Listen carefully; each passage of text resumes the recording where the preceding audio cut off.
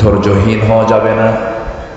বন্ধুগণ, সংসার জীবন গড়তে হলে ধৈর্যটা আগে থাকতে হবে। ধৈর্য ছাড়া সংসারও টিকবে না। কয়েকদিন আগে আমাকে এক মহিলা ফোন দিয়ে বলে, হুজুর, আমার স্বামী সকালেও তালাক দেয়, সন্ধ্যাও তালাক দেয়, আমি কি আসি না নাই? কি শুনতেছেন আপনারা? শুনছেন? মানে মহিলা বলতেছে, আমার স্বামী রুটিন ওয়ার্কের মতো সকালেও তালাক দেয়, বিকেলেও তালাক দেয়, আমি কি আসি না নাই? বলেন, তালাক দিয়া শেষে আবার আমাদের কাছে এসে বলে, হুজুর, কাম তো সারছি, দুটো মেয়ে আছে, ভুলটুল হয়ে গেছে, হুজুর রাগের মাথায় তালাক দিছে, হুজুর বউটাকে ফেরত নিয়ে আসা যাবে না? মার্ডার করে কয় ফেরত নিয়ে আসা যাবে না।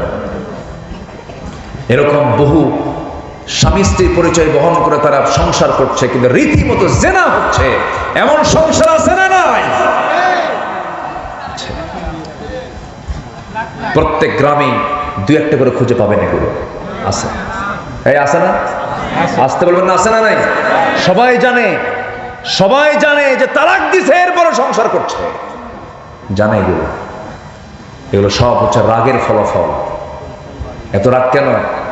মুখে তো তালাক শব্দ আসে কেন? মায়েরা কি মাহফিল আছে নাকি? মায়েরা কি মাহফিল আসছে? বলি আলহামদুলিল্লাহ। জি, তালাক শব্দ পুরুষের মুখে থাকবে কেন? এটা আইনের ভাষা, আপনি কেন মুখ দিয়ে বলবেন? আপনি আগে অনেক কাজ আছে, দরবার আছে, সালিশ আছে, বৈঠক আছে, মুরব্বীদের নিয়ে কথাবার্তা আছে, 3 তুহুরে 3 তালাক আছে, তালাকের পদ্ধতি আছে, তালাক নামে একটা সূরাই আছে। কিছুই না জেনে না বুঝে নিজের মুখে আইন তৈরি করে আপনি তালাক মেরে দিলেন। এই জাতীয় বদভ্যাস যারা আনবে, এই জাতীয় মানে জুলুম যারা করবে, উচিত হচ্ছে তাদেরকে ওই যে বাঁশ গাছ আছে না, বাঁশের যে ডালগুলো আছে, ওগুলো কি কঞ্চি, বাঁশের যে কঞ্চিগুলো আছে, যে চিকন কঞ্চিগুলো একদম পাকা বাঁশের, ওই কয়েকটা কঞ্চি এক জায়গায় করে পিছন দিকে মারা দরকার। বেকুবগুলো আকাম কুকাম কইরা পরে কান্দে, পরে আর কোনো থা পায় না। আল্লাহ তাআলা এই ধৈর্যহীনতা থেকে আল্লাহ পাক এই জাতিকে হেফাজত করুন। জোরে বলি আমিন। আরো জোরে আল্লাহুম্মা আমিন। এগুলো করা যাবে না। ধৈর্য আনবেন, সব হবে। দোকানে কাপড় বিক্রি করতে নিছেন, গেঞ্জি বেচবেন, গেঞ্জি বিক্রেতা গেঞ্জি কিনতে আসছে, এক গেঞ্জি দেখে না 10 গেঞ্জি দেখে? 10টা আগে দেখবে, এরপর গেঞ্জি একটা দেখে সে নেবে অথবা নেবে না। হয়তো 10 গেঞ্জি দেখার পরে পছন্দ 10টার মধ্যে একটা হয় না, চলে যাচ্ছে। আপনি কি করবেন? এই দিকে আয়, এত দেখলি কেন এখানে বলতে পারবেন? ব্যবসা হবে? ব্যবসা হবে না। সব জায়গায় ধৈর্যের দরকার। এই পৃথিবীতে যত পয়গম্বর ছিলেন, সব পয়গম্বররা ছিলেন হলো ধৈর্যের পিরামিড। আদম আলাইহিস সালাম থেকে শুরু করে আমার রাসূল পর্যন্ত সমস্ত পয়গম্বররা ছিলেন সবাই ধৈর্যশীল বান্দা। চরম ধৈর্যের পরিচয় তারা দিয়েছেন।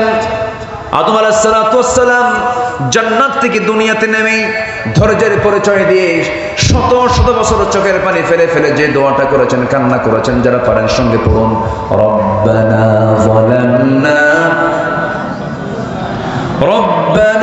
যালামনা আনফুসানা ওয়া ইল্লাম তাগফির লানা ওয়া তারহামনা লানাকুনান্না মিনাল খাসিরিন। জোরে বলুন আল্লাহু আকবার। এই দোয়াগুলো করলেন, আল্লাহর দরবারে দোয়া মঞ্জুর হয়ে গেছে। আল্লাহ পাক বিপদ থেকে তাকে হেফাজত করলেন, বিপদ থেকে তাকে উদ্ধার করলেন। এইরকম করে সমস্ত পয়গম্বর বিপদে পড়েছেন, দোয়া করেছেন। তবে সকল নবী ধৈর্যশীল ছিলেন, তবে একজন নবীর রাগ সবচেয়ে বেশি ছিল। বলুন তো সেই নবীর নামটা কি? কি সুন্দর, সবার মুখস্থ, আলহামদুলিল্লাহ। খুব রাগী মানুষ ছিলেন তিনি। এত রাগ ছিল, তাফসীরে আসে যে তিনি যখন রেগে যেতেন, ক্ষেপে যেতেন, চুলগুলো খাড়া হয়ে টুপি ভেদ করে বের হয়ে যেত। এত রাগ ছিল তার ভিতরে। প্রচন্ড রাগী লোক ছিলেন, টোকা মারলি বারুদের মতো জ্বলতেন তিনি, এত রাগ ছিল তার ভিতরে। তার সামনে এক বেয়াদবি করছে, বারবার বলার পরও ঠিক হয় না, মারছেন থাপ্পড়। এক থাপ্পড় খায়া শীত হয়ে পড়ছে, মরে যাওয়ার সঙ্গে সঙ্গে আল্লাহকে বলে, আল্লাহ মাল্লাম ওকে শাসন করার জন্য মরে গেল, মার্ডার কেসের আসামি কিন্তু আমি না, তুমি আল্লাহ নিজে। কি কথা কি বুঝতেছেন? আল্লাহকে ধরে বসলেন। আল্লাহ বলছেন, যা করছো করছো, হয়ে গেছে, এখন তুমি দেশে টিকতে পারবে না। ফেরাউন তোমার বিরুদ্ধে হত্যার হুলিয়া জারি করেছে, দেশ ছাড়ো। দেশ ছাড়লেন, দেশে টিকতেই পারলেন। নবীরা কি দেশে টিকতে পারছেন? নিজেরা কি নিজের জন্মভূমিতে তারা কি টিকতে পেরেছেন? পারেন না। হিজরত করে চলে গেলেন, যেদিকে চোখ গেল সেদিকে চলে গেলেন। কেউ নাই তার পাশে, কেউ চেনেও না তাকে, এমন একটা এলাকায় চলে গেলেন। প্রচন্ড তৃষ্ণা, কূপের ধারে গেলেন, কূপ থেকে পানি তুললেন। কূপ থেকে পানি তুলে তৃষ্ণা নিবারণ করলেন। হঠাৎ করে দেখতে পারলেন দুজন দূর থেকে দুজন মহিলা হাতে বালতি করে চলে আসতেছে কূপের ধারের দিকে। সাইয়েদনা মূসা বলছেন, এই মহিলাগুলো কি চায়? সামনে গিয়ে বলছেন, বালতি হাতে কি করবা তোমরা? দাঁড়ায় আছো কেন? কূপ থেকে পানি নেব, নিয়ে যাও। পারবো না কেন? ঢাকনা উপরে আছে, ঢাকনা টান দিতে 7-8 জন পুরুষ মানুষ লাগে, আমরা পারবো না। মূসা আলাইহিস সালাম মনে মনে ভাবলেন, বেচারি মহিলা মানুষ, কষ্ট হয়ে যাবে, সন্ধ্যা অন্ধকার হয়ে যাবে।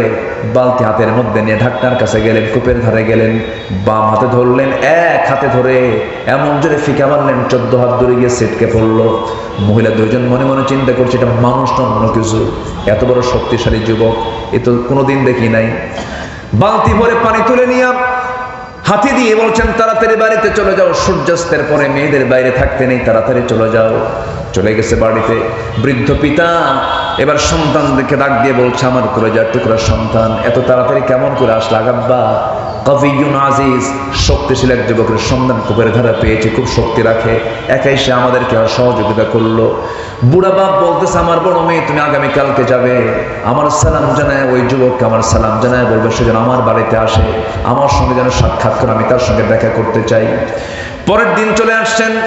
এবার বলছে, আবুনা শাইখান কবির, আমাদের বাপ বুড়া মানুষ, আব্বা আপনাকে সালাম জানিয়েছেন, আমাদের বাড়িতে আপনার দাওয়াত, আপনি যাবেন নাকি? মূসা আলাইহিস সালাম মনে মনে চিন্তা করলেন, এই জায়গায় কেউ আমাকে চেনে না, আমিও কাউকে চিনি না, আমি একা একা কেমন করে চলবো? পরিচয় হলে তো ভালোই হয়। এবার বলছেন, আমি কেমন করে যাব? আমি তো বাড়ি চিনি না, আমি তো আপনাদের বাড়ির কোনো সন্ধানও জানি না। মহিলা বলছে, আপনার কোনো টেনশন নাই, আমি সামনে সামনে চলবো, আমাকে ফলো ফলো করে আপনি পিছে পিছে আসবেন। মূসা মনে মনে চিন্তা করছেন, আমি এমন তো পুরুষ নই, তুই মহিলা, তো পিছে পিছে আমি থাকবো। তিনি একটু খেপে গেলেন, রেগে গেলেন, বলছেন, ও মহিলা, তুমি আমাকে কোন পুরুষ মনে করতেছো জানি না, আমি এমন পুরুষ নই যে মহিলার পিছে পিছে আমি দেখে দেখে ফলো ফলো করে যাব, তা না। আমি মূসা, আমি একজন পুরুষ মানুষ, আমি সামনে সামনে চলবো, পিছে পিছে আসবে তুমি। আমি শুধু ভুল করব যখন দুইটা শব্দ তোমার মুখে থাকবে, ডানে যদি যাই কিন্তু যেতে হবে বামে, তখন বলবা বাম আর ডান, বাম আর ডান, এর বাইরে একটা শব্দ তোর শোনা আমার জায়েজ নাই, খেয়াল রাখবি। আল্লাহু আকবার। মহিলা মনে মনে কয়, গতকালকে দেখলাম শক্তিশালী, আজকে দেখি চরিত্র ভালো, ছায়া থাকে না, এবং খুব পর্দার ব্যাপারে খুব কঠোর। মনে মনে পছন্দ, মনে মনে কি পছন্দ হয়ে গেছে। যারা চরিত্রবতী নারী, তাদের জন্য দুটো গুণ সম্পন্ন পুরুষকে তাদের পছন্দ। কটা গুণ সম্পন্ন?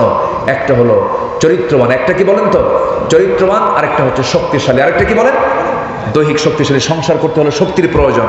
এই দুটো গুণ থাকবে যার, একটা নারী তাকে পছন্দ করে। আর এখনকার মেয়েরা কি এগুলো পছন্দ করে? চরিত্র আগে দেখে। জানো, এত সুন্দর স্মার্ট ছেলে, 2 হাঁটুর তলা না ফাটা, 2 হাঁটু কি ফাটা, আর মাথার চুলগুলো ভাল্লুকের মতো, খুব ওভার স্মার্ট। মুখে দাড়ি পছন্দ না, এরকম মহিলা মনে হয় নাই? আসতে বলবেন না, আছে না নাই? মুখে দাড়িওয়ালা ছেলে বাপ নিয়ে আসছে, মেয়েকে, আব্বা তোমার রুচি তো নাই, ও তো চাচা। ও কি দাড়ি রাখলে চাচা হয়ে যায়। মহিলা সামনে সামনে গেলেন, আল্লাহর পয়গম্বর তার পিছে পিছে যাচ্ছেন, কিন্তু নজর পিছে পিছে না গিয়ে তিনি মহিলার সামনে চলে গেলেন, আর পিছে পিছে মহিলা যাচ্ছে। বাস পৌঁছে গেলেন বাড়িতে। বাড়িতে পৌঁছার সঙ্গে সঙ্গেই সালাম দিয়ে ফেলেছেন। মূসা আলাইহিস সালাম বৃদ্ধ লোকটাকে লক্ষ্য করে সালাম দিলেন। সালাম জবাব শেষ হওয়া মাত্রই বৃদ্ধ লোকটার মুখ থেকে বের হলো, হে যুবক, তোমার নাম তো মূসা।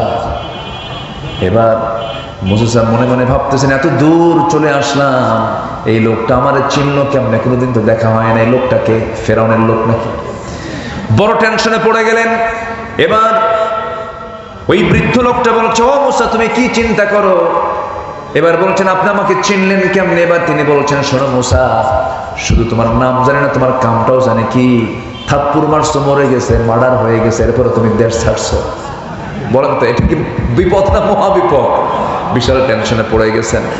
মূসা আলাইহিস সালাতু ওয়াস সালাম এবার জড়সড় হয়ে গেছেন।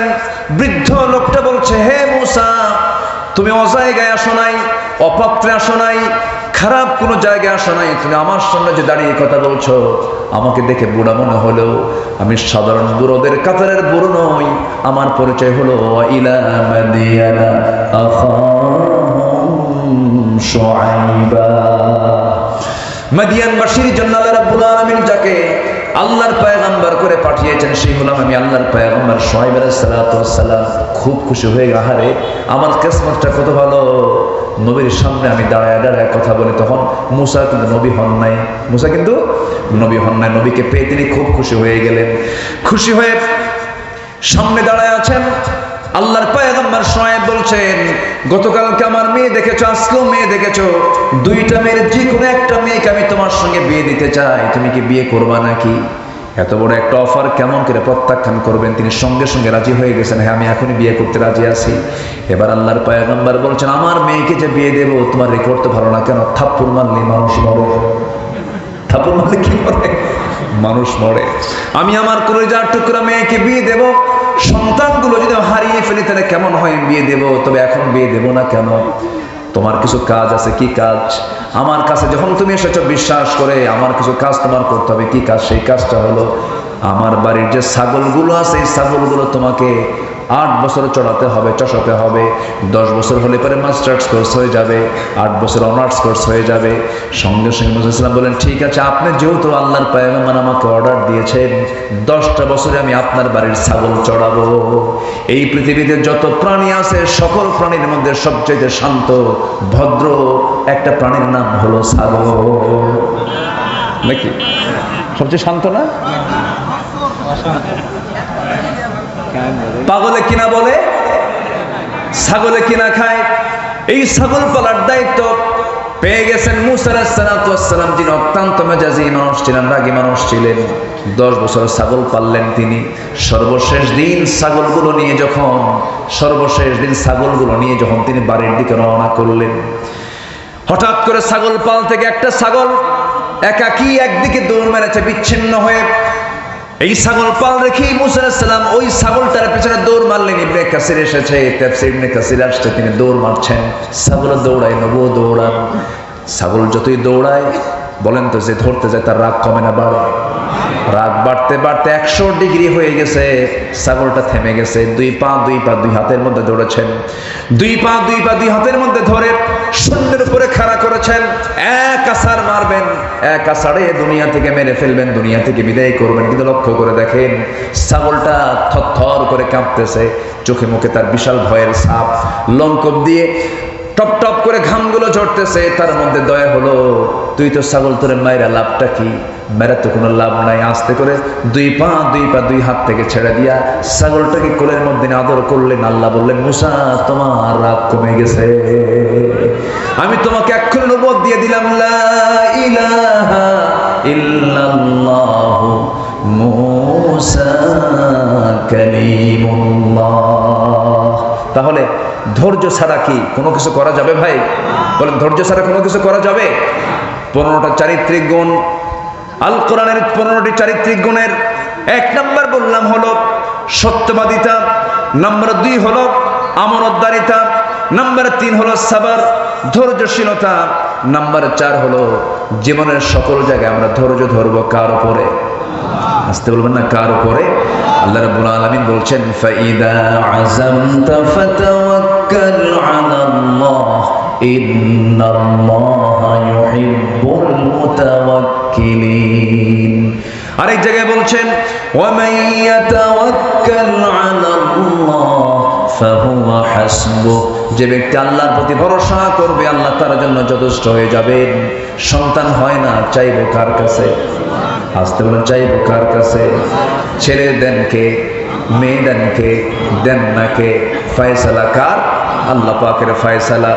কখনোই আল্লাহ ছাড়া কারো প্রতি ভরসা করা যাবে না। আল্লাহ যা দেবেন আল্লাহ দেবেন, দিবেন না আল্লাহ দিবেন। আল্লাহ সব ক্ষমতা একমাত্র কার? বলেন, জোরে বলেন, কার? আল্লাহ। কোন ব্যক্তি আপনাকে কোনো কিছু দিতে পারবে না, আমাকে দিবেন কে? আল্লাহ তাআলা। নাম্বার 5 হলো ইখলাস থাকতে হবে। ওয়ামা উমিরু ইল্লা লিয়াবুদুল্লাহা মুখলিসিনা লাহুদ-দ্বীন হুনাফাআ ওয়া ইউকিমুস সালাতা ওয়া ইউতুজ যাকাতা ওয়া যালিকা দীনুল কাইয়্যিমা। নাম্বার 6 হলো আদালত, ন্যায় বিচার প্রতিষ্ঠা করা। ইয়া আইয়ুহাল্লাযীনা আমানু কুনু কাওয়ামিনা লিল্লাহি শুহাদাআ বিল কিসত। নাম্বার 7 হলো তওবা করা, ক্ষমা প্রার্থনা করা। ওয়াল্লাযীনা ইযা ফাআলু ফাহিশাতান আও যালামু আনফুসাহুম যাকারুল্লাহা ফাস্তাগফিরু লিযুনুবিহিম।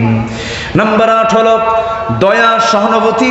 খুযিল আফওয়া ওয়া আমুর বিল উরফি ওয়া আ'রিদ আনিল জাহিলিন। নাম্বার 9 হলো নম্রতা। বলেন তো আমরা নম্র হব না উগ্র হব? বলেন বলেন, উগ্র হব না নম্র হব? নম্র হব। ওয়া ইবাদুর রাহমানিল্লাযীনা ইয়ামশুনা আলাল আরদি হাওনা ওয়া ইযা খাতাবাহুমুল জাহিলুনা ক্বালু সালামা। নাম্বার 10 হলো কৃতজ্ঞতা, কৃতজ্ঞ হওয়া। আল্লাহ রাব্বুল আলামিন বলেন, লা ইন শাকারতুম লা আযীদান্নাকুম ওয়া লা ইন কাফারতুম ইন্না আযাবি লাশাদীদ। নাম্বার 11 হলো সুজাআ, সাহসী হওয়া, সাহসিকতা নিয়ে আসা। এটা একটা চরিত্র, সুন্দর চরিত্র। আমরা ভীতু হব না সাহসী হব? বলেন ভীতু না সাহসী? ভীতু না সাহসী? সাহসী হব। ইয়া আইয়ুহাল্লাযীনা আমানু ইসবিরু ওয়া সাবিরু ওয়া রাবিতু ওয়াত্তাকুল্লাহা লাআল্লাকুম তুফলিহুন। জোরে বলুন আল্লাহু আকবার। নাম্বার 12 হলো সৎ কাজের আদেশ দেবে, অসৎ কাজের বাধা দেবে। কুনতুম খায়রা উম্মাতিন উখরিজাত লিন-নাসি তা'মুরুনা বিল মা'রুফি ওয়া তানহাউনা 'আনিল মুনকার। নাম্বার 13 হলো বিশ্বাসযোগ্য হতে হবে, সিকা আনতে হবে। ওয়াল্লাযীনা হুম লিআমানাতিহিম ওয়া আহদিহিম রাউন। নাম্বার 14 হলো ইখলাস ফিল আমাল, কাজের ক্ষেত্রে নিষ্ঠা থাকতে হবে, কাজের ক্ষেত্রে নিষ্ঠাবান হতে হবে।